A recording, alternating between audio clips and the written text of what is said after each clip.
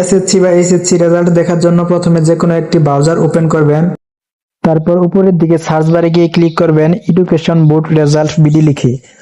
Education board result BD লেখার পরে এখানে দেখতে পারবেন, তারপর এখানে দুইটা অপশন এসেছে। তারপরে উপরের অপশনটাতে ক্লিক করবেন।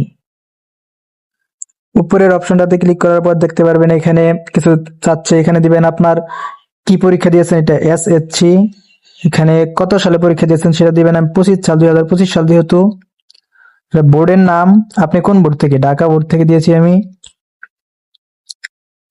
তারপর ফলাফলের ধরন, এখানে আপনি কেমন ফলাফল চাচ্ছেন, আমি একক চাচ্ছি সেজন্য একক দিতেছি, একক বিস্তারিত ফলাফল। তারপর আপনার পরীক্ষার যে রোল নম্বরটা আছে এডমিট কার্ডে, সেই অনুযায়ী রোল নম্বরটা এখানে দিয়ে দিবেন ইংরেজিতে। তারপর আপনার রেজিস্ট্রেশন নম্বরটা এখানে ইংরেজিতে দিয়ে দিবেন। তারপর দেখতে পাচ্ছেন নিচে একটা ক্যাপচা পূরণ করতে বলছে, এখানে দেখতে পাবেন 1 2 4 7 এরকম কিছু একটা সবাই লেখা থাকবে। তারপর নিচে ফলাফল দেখুন, এখানে ক্লিক করার সাথে সাথে আপনার ফলাফল